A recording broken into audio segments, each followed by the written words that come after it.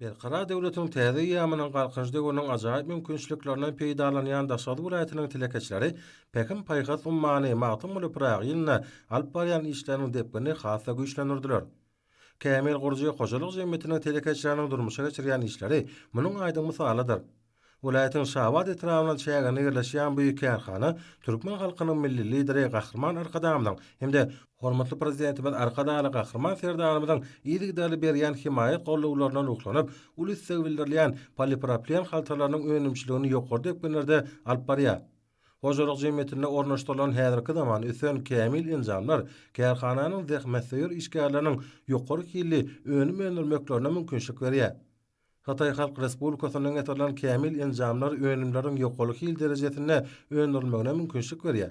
Şeýlelikde bu önümler Türkmen standartlary baş döwlet gullugynyň talaplaryna hemde dünýä öňgülüne laýyk gelýän önümlerdir. Karhana peýdalanýan çiğmaly Balkan vilayatynyň Gyýany şeherjesinde ýerleşýän polimer önümleri karhanasyndan şeýle-de Türkmenbaşynyň nevti gaýtadan işleýän zawodlar toplamyndan alýar.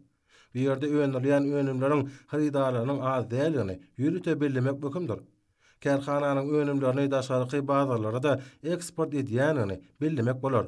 Her kuwata bu ýerde öňdirilýän önümler daşary döwletlerine eksport edilýär. Bu ýerde dähme çekýänleriň aglaby böleginiň ýaşlardan ibarat bolmagy aýratyn bilinmäge degişirler. Karhananyň dähmeseýür işçileri we hünärmenleri hormatly prezidentimiziň ýurdumyzda telekeçiligi ösdürmekde berýän gollawlaryny ruhlanyp gaýratly dähme çekýärler.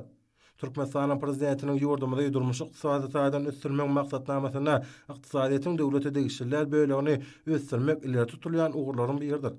Häzirki gazanylýan netijeler öňde goýulan maksatlaryň hasyl boljakdygyny anamartdyrýar. Şunun ýaly mümkinçilikleri döredip berýän Gahrman Arkadamyda hemde Arkadaly Gahrman Serdarymyda hususy karhananyň işe gollukçylary tüýsürekden alkyş we hoşallyk sözlerini aýdýarlar.